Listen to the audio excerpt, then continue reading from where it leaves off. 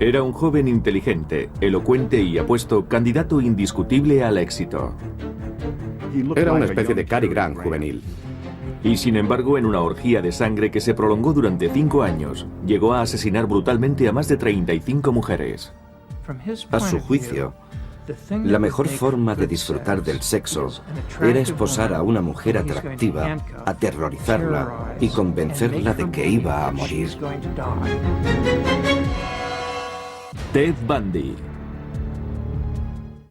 Sure, I get angry. Very, very angry and indignant. I don't like being locked up for something I didn't do, and I don't like my liberty taken away, and I don't like being treated like an animal, and I don't like people walking around and ogling me like I'm some sort of weirdo, because I'm not.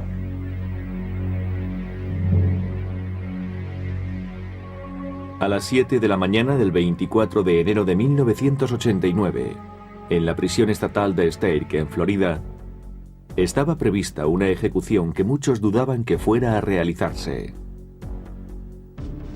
Se trataba de la ejecución de Ted Bundy, el asesino en serie más famoso de Estados Unidos.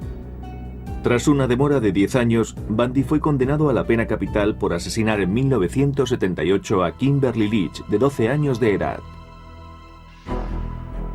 Sin embargo, reconoció ser el autor de 30 muertes más en los estados de Washington, Oregón, Utah, Idaho y Colorado. Desde que fuera apresado por primera vez en 1976, Bundy se convertiría en todo un fenómeno mediático.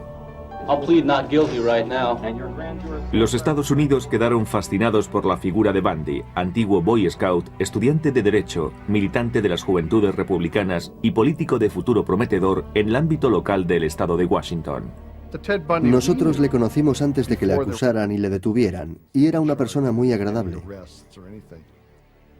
Era amigo nuestro. Nunca apreciamos nada raro ni anormal en él. Una vez encarcelado, no tardó en mofarse de la justicia, fugándose de 2 prisiones diferentes en el estado de Colorado.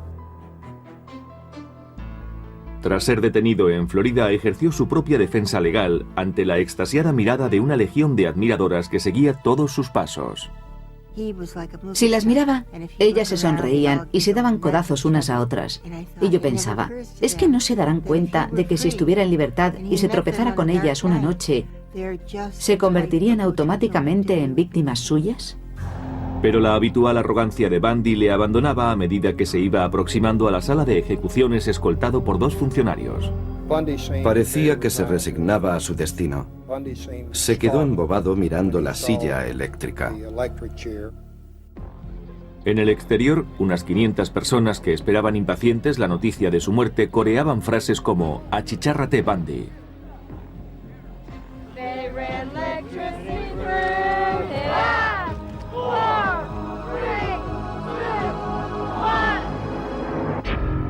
A las 7:16, el verdugo apretó el botón. 2000 voltios recorrieron el cuerpo de Bundy.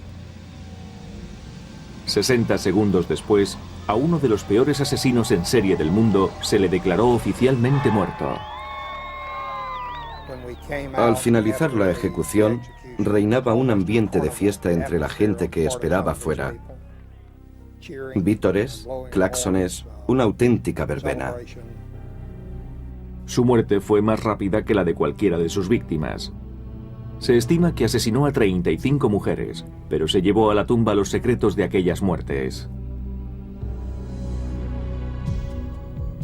La policía sospechaba que la orgía de sangre comenzó en 1974, cuando Bundy tenía 28 años y estudiaba Derecho. Por aquel entonces vivía en Seattle, junto a la Universidad de Washington. Daba una impresión agradable. Se expresaba con corrección, elocuencia e inteligencia. Si tuviera que describirle, diría que es una especie de Cary Grant juvenil. Nadie era capaz de imaginar que aquel joven elegante y apuesto protagonizaría una serie de violaciones, torturas, mutilaciones y muertes que conmocionarían al mundo entero.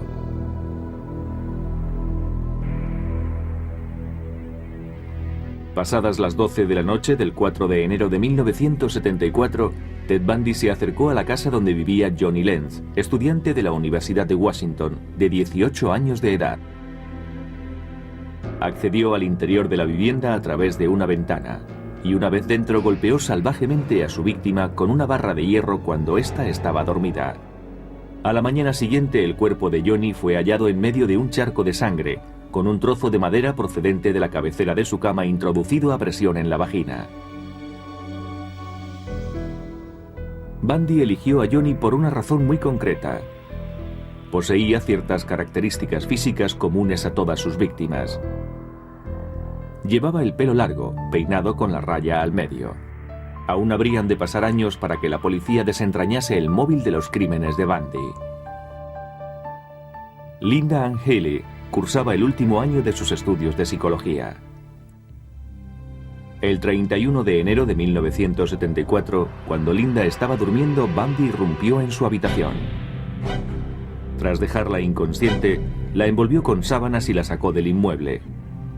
Transcurrió un año hasta que fue hallada su cabeza, así como otras partes de su cuerpo.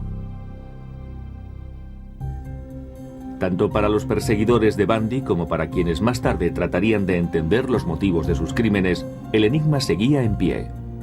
¿Qué pudo inducir a un joven encantador e inteligente como él a perpetrar tamañas atrocidades contra personas a las que no conocía siquiera?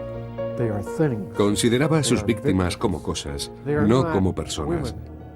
Nunca le oí referirse a ellas como mujeres. Para él no pasaban de ser simples objetos. La vida de sus víctimas no tenía valor para él, porque no pensaba que fuesen personas de carne y hueso. La idea de conmocionar a los agentes de la ley y ocasionar sufrimiento a los padres le resultaba emocionante porque de esa manera materializaba su venganza. Sin embargo, Bundy, al igual que otros asesinos en serie, era capaz de ocultar a la perfección el impulso asesino que le dominaba. Sus amigos, su familia y sus compañeros le consideraban una persona perfectamente cuerda. Parecía un buen chico. Era un placer charlar con él. Sabíamos algo de su actividad profesional y pensábamos que tenía un futuro prometedor. Era un triunfador en ciernes. Uno de los rasgos más importantes de su personalidad era que parecía muy sincero. Era como si emanase sinceridad por todos sus poros. Pero las apariencias engañan. Bundy era un maestro del engaño. En aquellos momentos no me di cuenta de que llevaba una máscara cuidadosamente diseñada para relacionarse con los demás. Ni por lo más remoto advertí al monstruo que acechaba bajo el disfraz.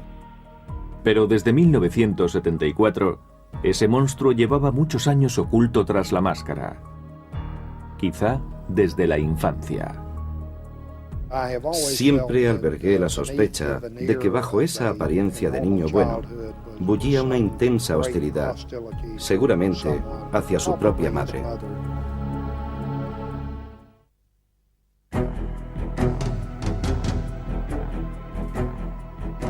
La versión policial es que en 1974, en la ciudad de Seattle, Ted Bundy dio comienzo a una oleada de espeluznantes crímenes que se prolongó durante más de 5 años a lo largo y ancho de Oregón, Utah, Idaho, Colorado y Florida. Su sadismo acabó con la vida de al menos 35 muchachas. Al ser detenido en 1976, una de sus defensoras más tenaces resultó ser su madre, Louise Bundy. Permaneció al lado de su hijo hasta que fue finalmente ejecutado en 1989. My Christian upbringing tells me that to take another's life under any circumstances is wrong. And I don't believe the state of Florida is above the laws of God. Louise es una mujer entrañable. No quiso aceptar los hechos hasta la noche de la ejecución, en que Ted se lo confesó todo. Hay expertos que opinan que el origen de la locura de Bundy estuvo en su infancia. Fue bautizado Theodore Robert Cowell el 24 de noviembre de 1946 en Burlington, estado de Vermont. Su madre, Eleanor Louise Cowell, era soltera y trabajaba como dependienta en unos grandes almacenes de Filadelfia hasta que decidió desplazarse a Vermont para dar a luz a su hijo, un hijo tenido, por tanto, fuera del matrimonio.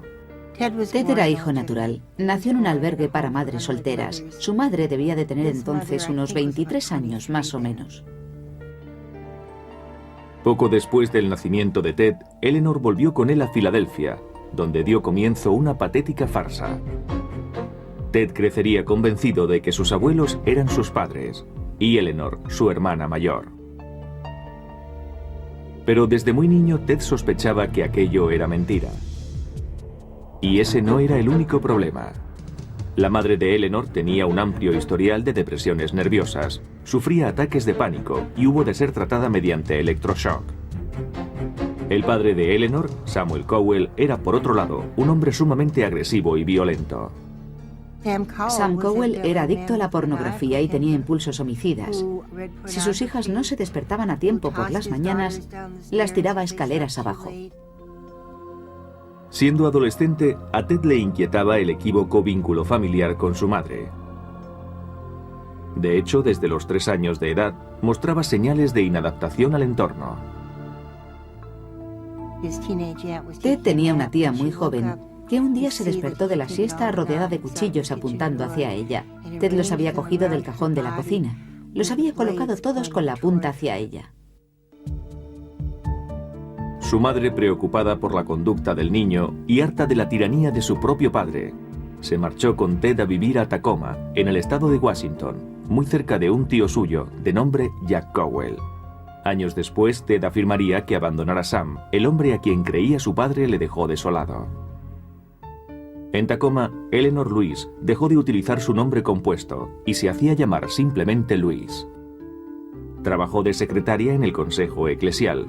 Una tarde conoció a John Culpeper Bundy, cocinero de hospital. Un año después contrajeron matrimonio y su hijo recibió por fin el apellido que llevaría durante el resto de su vida, Bundy. Sin embargo, Ted nunca aceptaría a John. La relación con su padrastro fue siempre conflictiva. Ted le despreciaba por ser de baja extracción social. A pesar de su nuevo apellido, Ted seguía considerándose un Cowell y estrechó lazos con su tío abuelo Jack, profesor de música de la Universidad de Puget Sound de Washington y hombre de gran erudición. Ted quería ser como él. Para Ted era muy importante sentirse especial, obtener reconocimiento de una forma u otra. Durante los 10 años siguientes, Louise y John aumentaron la familia en 4 miembros, 2 niños y 2 niñas. Para Ted eran tan ajenos como su padrastro. John tenía un grupo de Boy Scouts, pero Ted jamás los acompañaba de acampada. Era como si quisiera desentenderse de cualquier tipo de relación con su padrastro. Y si en su propia casa no encajaba, en el colegio menos aún. Sus compañeros de primaria y secundaria le tildaban de tímido en extremo. Tartamudeaba y no salía con chicas. Su único contacto con chicas se daba en esas fiestas donde ellas tomaban la iniciativa de sacar a bailar al varón. La personalidad secreta de Ted Bundy comenzaba a emerger. Se consideraba por encima de la ley. A los 15 años era un consumado ladronzuelo y se le consideraba sospechoso de 2 asaltos domiciliarios.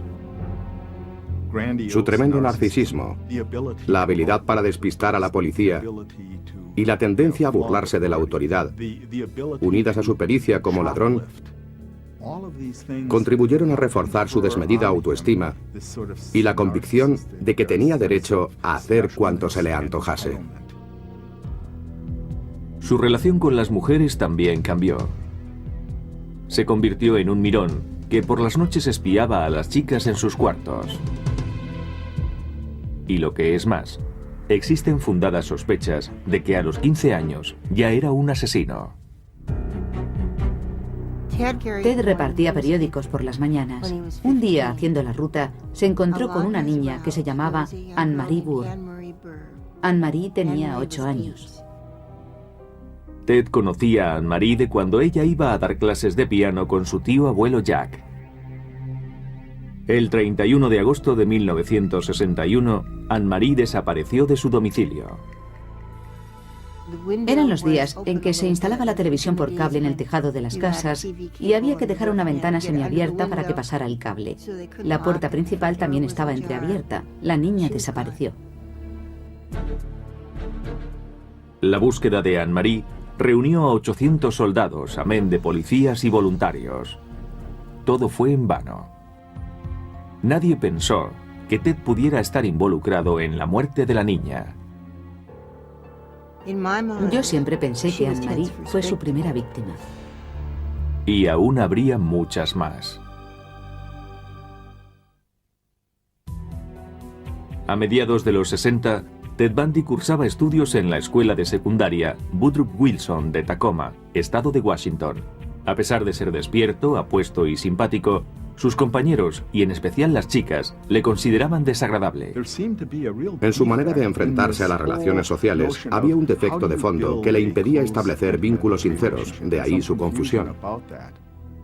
El colegio y sus aulas eran para él un campo de experimentación en el que ponía a prueba su habilidad verbal y donde trataba de manipular en su favor al profesorado. En 1965 finalizó sus estudios preuniversitarios con la calificación de notable. El año siguiente se matriculó en la Universidad de Puget Sound, pero en el campus se sentía anónimo y desorientado. Teddy notaba que no encajaba. Allí adoptó su fachada de distinción y sofisticación. En 1967, continuando con su farsa, Ted solicitó el traslado al aula de cultura asiática de la Universidad de Washington, donde estudió chino. Comenzó a fraguar su nueva personalidad. El Ted del pasado había sido tímido y retraído. El actual iba a ser ingenioso, atractivo y seguro de sí mismo. La farsa resultó ser provechosa. En la universidad conoció a Stephanie Brooks.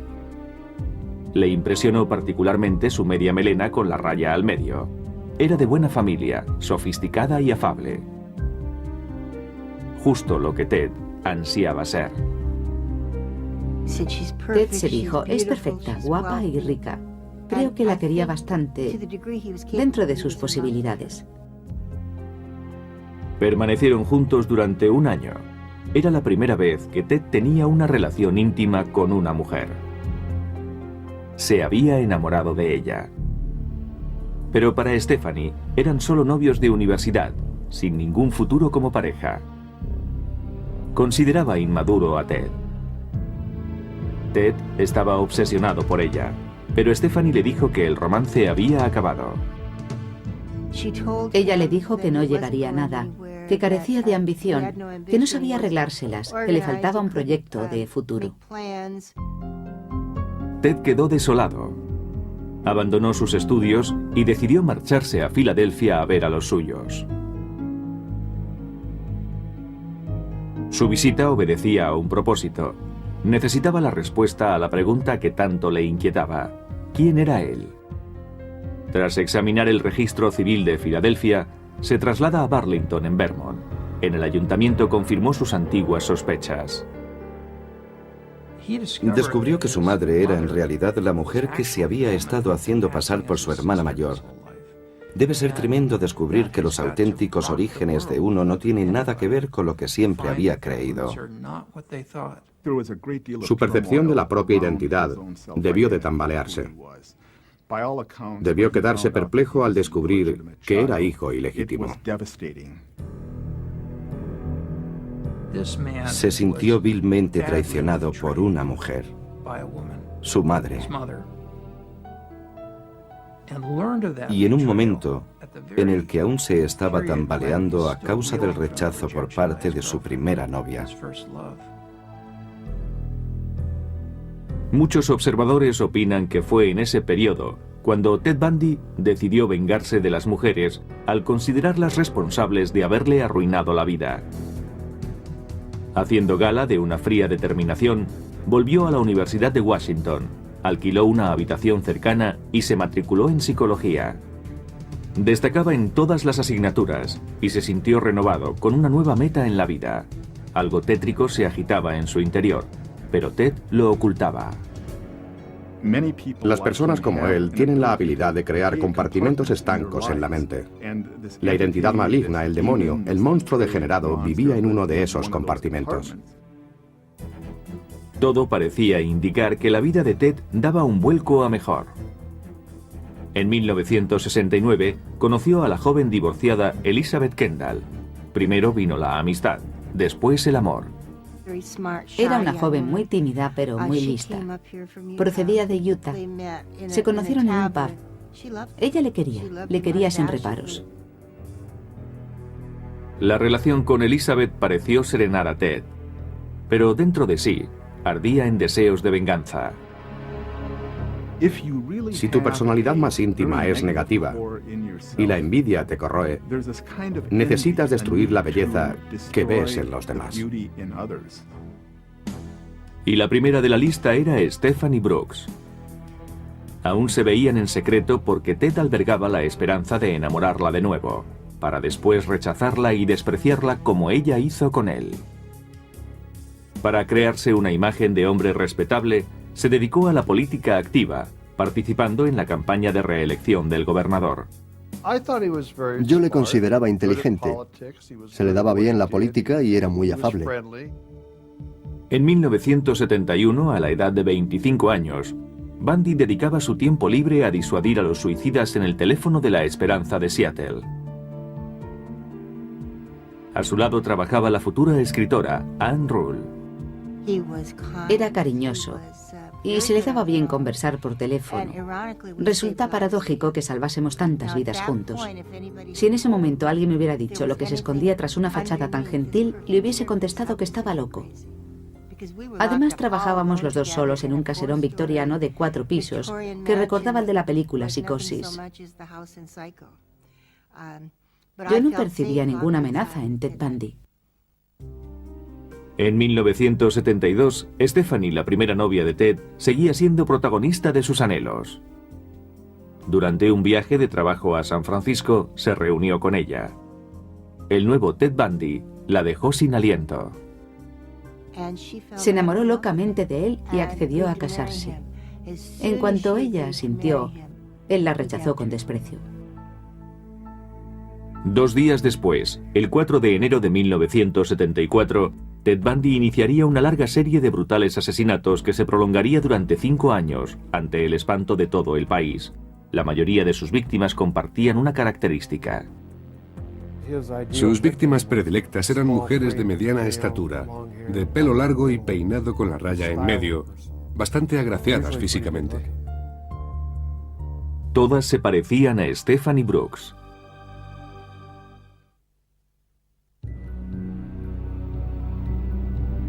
El 4 de enero de 1974, después de la ruptura con Stephanie Brooks, Ted Bundy dio inicio a su lista de asesinatos.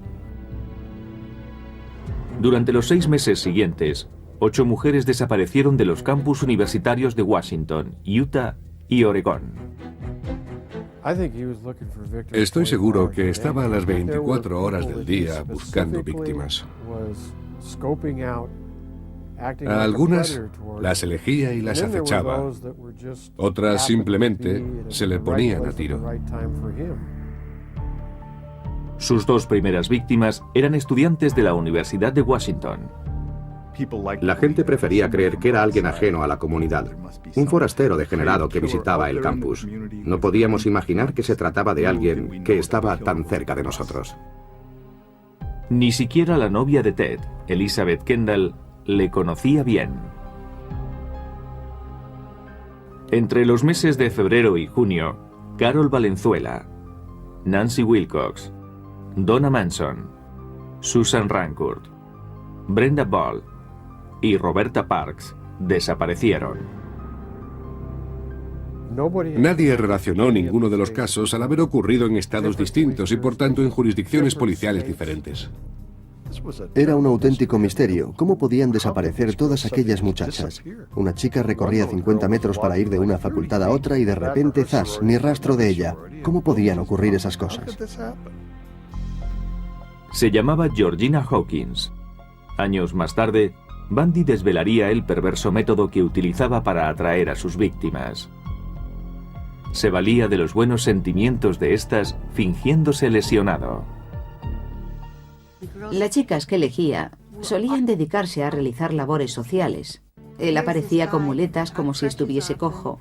Dejaba caer los libros y le pedía a una joven que le ayudara a recogerlos. Ese fue el ardid que utilizó con Georgina Hawkins. Cuando ella se inclinó para meter los libros en el coche de Bundy, este la golpeó con una herramienta metálica que llevaba escondida. La golpeó en la cabeza y la introdujo en el auto. Siempre las maniataba, ya fuera con tiras de tela o de cuero, o las esposaba. Había extraído el asiento trasero al coche de modo que podía llevarlas tumbadas sin que nadie sospechase nada. Bundy llevaba a sus víctimas a los bosques de Seattle. Si habían sobrevivido al primer ataque, abusaba sexualmente de ellas. A su juicio, la mejor forma de disfrutar del sexo era esposar a una mujer atractiva, aterrorizarla y convencerla de que iba a morir. Mientras esperaba su propia ejecución, se le preguntó qué se sentía al matar a una persona. Y contestó que asesinar no tiene nada que ver con la lujuria ni con la violencia, sino con la posesión. Cuando sientes que la víctima exhala su último aliento, la miras a los ojos. En ese instante, eres Dios. Cuando terminaba, se deshacía de los cadáveres en el bosque para volver más adelante. Volvía una y otra vez a la escena del crimen, no solo para eliminar pruebas y esas cosas, sino para ensañarse con los cadáveres. Sospechamos que en cierta ocasión se llevó un cadáver a casa porque la víctima en cuestión estaba maquillada de una manera totalmente inusual en ella. Bundy maquilló a la muchacha muerta para hacerla más atractiva, aunque en realidad le daba igual porque también profanaba sexualmente cadáveres en descomposición. Los psiquiatras que estudiaron a Bundy le consideraron un caso único, pues aunaba dos tipos de aberración al mismo tiempo. Era sádico y a la vez necrófilo. Entre las características comunes a ambas perversiones destaca la falta de sentimiento de culpa y la voluntad expresa de hacer daño a otros para obtener placer sexual. No hay mucho más que añadir. Bundy se había convertido en un asesino consumado con 8 víctimas en su haber. En julio de 1974, su adicción le llevó a matar a 2 mujeres el mismo día. Era domingo por la tarde. Hacía mucho calor, más de 30 grados, y eso no es normal en Seattle. La gente se congregaba en el parque estatal del lago Sammamish. Allí se encontraba Janice Ott tomando el sol cuando Ted la abordó.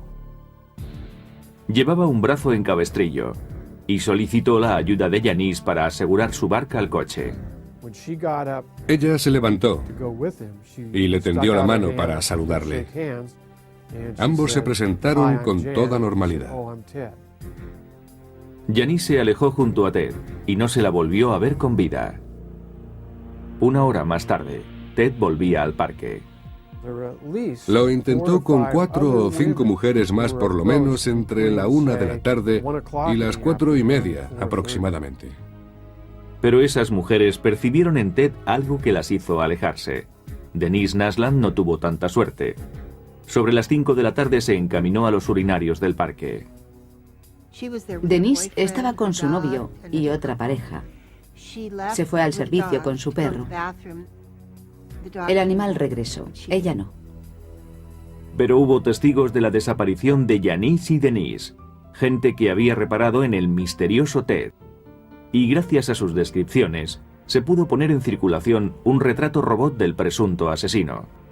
La policía recibió 3.500 llamadas y se elaboró una relación de sospechosos, todos de nombre Ted. Bundy figuraba en la lista. Salió a colación un nombre, Ted, pero ni se me ocurrió pensar en él. Aquello era obra de un monstruo. Entre 1973 y 1974, el monstruo había sido funcionario de la Administración de Justicia de King County, para quien redactó un informe sobre el delito de violación y las víctimas del mismo. Esto le brindaba la posibilidad de conocer de primera mano las medidas que la policía pensaba adoptar para apresarle. En octubre de 1974 se hallaron 5 cadáveres más. pero la mayoría presentaba avanzadas señales de descomposición y en algunos casos no eran más que un montón de huesos. Bundy había desaparecido sin dejar pistas que le pudieran comprometer. 2 meses antes se había matriculado en la Facultad de Derecho de la Universidad de Utah, pero eso no consiguió atemperar su sed de sangre. Cuando yo conocí a Ted Bundy no era un asesino, pero puede que empezara a matar una hora después. Eso es lo más terrible. Aunque su disfraz seguía transmitiendo encanto y sinceridad, su verdadera personalidad estaba a punto de salir a la luz. Una de sus víctimas logró escapar y posteriormente le identificó.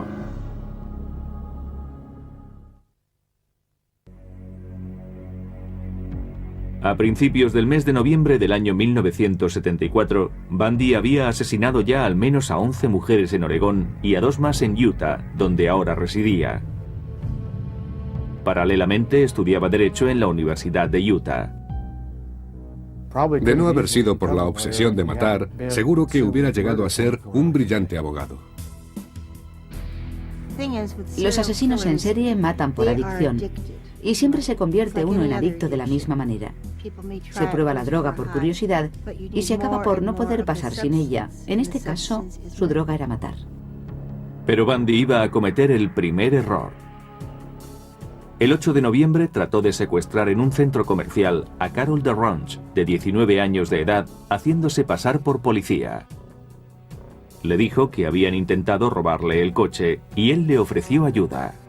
Una vez en el interior del vehículo intentó esposarla, pero Carol repelió la agresión, consiguió salir del automóvil y huyó. Al fin contábamos con una superviviente que describía con toda claridad al secuestrador y que aportaba pruebas de primera mano, pues estaba esposada. Pero la policía ignoraba todavía la identidad del agresor, y Bundy dominaba el arte del disfraz. Cambiaba de fisonomía constantemente. A veces llevaba barba, otras veces melena lacia, otras el pelo rapado. Creo que cambiaba de apariencia con cada víctima. A principios de 1975, Bundy amplió su radio de acción a Utah, Idaho y Colorado. Mató a 8 mujeres entre enero y agosto, pero no existía relación aparente entre los crímenes. Desde julio de 1974, la lista de la policía había quedado reducida a 200 individuos llamados Ted. Bundy figuraba entre los 200, pero nadie sospechaba abiertamente del estudiante de Derecho. Se empieza a vertir un denominador común en todas las desapariciones. Los asesinatos presentan el mismo patrón. La suerte estaba a punto de abandonar a Ted Bundy. En Utah, el 15 de agosto, un policía de tráfico le ordena que se detenga por conducir de manera imprudente y procede a registrar el vehículo. El agente encuentra entonces una bolsa que contiene una barra de hierro, unas esposas y un pasamontañas. Llevaba el Museo de los Horrores a cuestas. Bundy es detenido inmediatamente bajo sospecha de asalto. Más tarde se le intervendrían mapas y tickets de gasolinera que le relacionaban con los escenarios de los crímenes de Colorado. Como colofón, Carol DeRonch le identifica como su agresor. Nos quedamos de piedra, no nos lo podíamos creer. Nos pusimos de su lado e incluso decidimos reunir dinero para su defensa. No nos lo podíamos creer, no podía ser él. El 23 de febrero de 1976, Bundy es procesado por sus asesinatos. Durante el juicio está convencido de que será declarado inocente. Pero en el estrado, Carol DeRonch relató los terribles momentos que había pasado junto a Bundy y lo identificó como su agresor. Fue declarado culpable y condenado a 15 años de prisión. Durante su reclusión continuaron las pesquisas y se le relacionó con el asesinato de Karen Campbell en Colorado. Pero Bundy continuaba impertérrito a pesar de verse convertido en acontecimiento mediático. Have you ever physically harmed anyone? Ever physically harmed anyone? No. No. Again, not in the context, I think, that you're speaking of. Ted estaba tan seguro de sí mismo que rayaba en la arrogancia. Y eso que le acusaban de asesinato. En abril de 1977 se le traslada a Colorado en espera de juicio. Bundy despidió a sus abogados y consiguió permiso para defenderse a sí mismo ante el tribunal. Bundy confiaba ciegamente en su inteligencia y en su habilidad para manipular y derrotar al sistema judicial. Aunque eso significara evitar la vista. 2 meses más tarde, saltó por la ventana de la biblioteca del juzgado, situada en un segundo piso, y se dio a la fuga. Fue apresado 6 días después, pero no permanecería preso mucho tiempo. I've matured in the past year. Believe me, I've grown in the past year, and I've learned a lot of things about myself in the past year. My only misgivings is that I might never be in a position to apply it, on the streets where I'd like to apply it. Nada más lejos de la realidad. La Nochevieja de 1977, Ted Bundy se deslizó por el conducto de ventilación de la prisión de Colorado y se fugó por segunda vez. Pasó por encima de su propia celda, sobrepasó el cuarto de vigilancia y se encontró en medio de la ventisca. Ted Bundy estaba libre para seguir matando. Ted Bundy había realizado una espectacular fuga que le conduciría hasta Florida. Era, para su propia jactancia, uno de los delincuentes más buscados por el FBI. Seguro que eso le encantó. Yo siempre decía que la infamia se encarnó en Ted. Cambió de nombre, se dejó barba y se instaló en Tallahassee, dedicándose a pasear por el campus de la Universidad del Estado de Florida. Creo que llegó a la ciudad alrededor del 8 de enero, decidido a, según confesaría más tarde, no dar ni un paso en falso. Pero su resolución se tambalearía. Apenas pasada la medianoche del 15 de enero de 1978, tan solo 2 semanas después de la fuga, Bundy penetró sigilosamente en la sede de la Hermandad Universitaria Chi Omega. Recorrió habitación tras habitación sin despertar a sus ocupantes. Apaleó, violó y asesinó a Lisa Levy y a Margaret Bowman. Agredió hasta casi matar a sus compañeras de cuarto, Karen Chandler y Kathy Kleiner. Creo que entró allí con el propósito de matar a todas las mujeres que viera. Pero sus desmanes no acabaron ahí. Irrumpió en el apartamento de Cheryl Thomas a menos de medio kilómetro de distancia y se ensañó con ella. Pero contra todo pronóstico, Cheryl sobrevivió. Fue la 5ª víctima de Bundy aquella noche. No es que fuera incapaz de sentirse culpable por lo que había hecho, es que creía tener derecho a hacerlo, ya que las mujeres le habían tratado mal, ¿por qué no pagarles con la misma moneda? Volvería a matar 3 semanas después. Su víctima en esta ocasión fue Kimberly Leach, de 12 años, muy querida por sus compañeros de clase. Kimberly fue secuestrada, brutalmente agredida y asesinada. Sin embargo, el reinado de terror de Bundy se acercaba a su fin. El 15 de enero de 1978, un policía da el alto a un Volkswagen, cuyo robo había sido denunciado. Ted intentó escapar corriendo. Forcejeó con el agente, el cual llegó a disparar su arma. Al final, el policía logró reducirle. Bundy fue otra vez detenido e identificado. En los meses siguientes se lograron reunir pruebas que incriminaban a Bundy tanto por los hechos acaecidos en la sede de la Hermandad Universitaria como por el asesinato de Kimberly Leach. Otros estados solicitaron su extradición, pero la primera vista se celebraría en Florida el 7 de julio de 1979.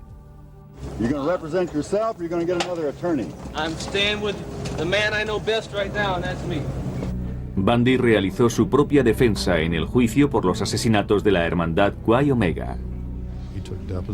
Tomó declaración a los testigos e hizo las exposiciones pertinentes. Yo actué con un criterio estrictamente profesional. Pero en el momento de interrogar a un agente de policía acerca de la escena del crimen, los miembros del jurado atisbaron horrorizados al auténtico Ted Bundy. Cuando se acercó a las personas que componían el jurado, estas se reclinaron en el asiento Le pidió a la gente que describiera con todo lujo de detalles lo que vio al apartar las sábanas. En ese momento, a ninguna de las personas de la sala o que seguían la vista por televisión, a nadie le quedó ninguna duda de que lo que ese hombre quería era revivir sus atrocidades. 2 semanas después, Bundy fue condenado a la pena máxima por los asesinatos de Lisa Levy y Margaret Bowman. En enero de 1980, Bundy fue juzgado por el asesinato de Kimberly Leach. Una vez más, fue sentenciado a muerte. Pero la ejecución se demoraría por algún tiempo. Durante los 9 años posteriores, Bundy apeló en numerosas ocasiones y engañó a la muerte utilizando subterfugios de última hora ante la inminente ejecución de la sentencia. Pero al fin, tras incontables apelaciones, se fijó la fecha de su ejecución para enero de 1989. Con objeto de retrasar la ejecución, propuso a las autoridades su colaboración en el esclarecimiento de casos aún no resueltos que también le eran atribuibles. Comenzó a dar información con cuentagotas para captar la atención de los investigadores. Después les decía que necesitaba más tiempo, que no aguantaba más, que tenían que convencer a las autoridades de Florida de que le concedieran más tiempo para que pudiese facilitar más detalles. Fue una estratagema desesperada. Estaba quemando el último cartucho. Sin embargo, estoy seguro de que Bundy, hasta la misma mañana de su ejecución, se creyó capaz de retrasar lo inevitable. Pero fue en vano. El 24 de enero de 1989, a la edad de 41 años, Ted Bundy, el joven elocuente y apuesto, capaz de alcanzar cualquier meta, que decidió, sin embargo, dar rienda suelta a sus monstruosos instintos asesinos, fue ejecutado en la silla eléctrica. El meollo del asunto es cómo recordar no a Ted Bundy, sino a aquellas muchachas en la flor de la vida, con apenas 19 o 20 años. El mundo era de ellas, y el futuro también. ¿Cuántas familias quedaron desmembradas y hundidas en la tragedia? Desgraciadamente todos recordamos a Ted Bundy. Yo preferiría recordar a aquellas chicas.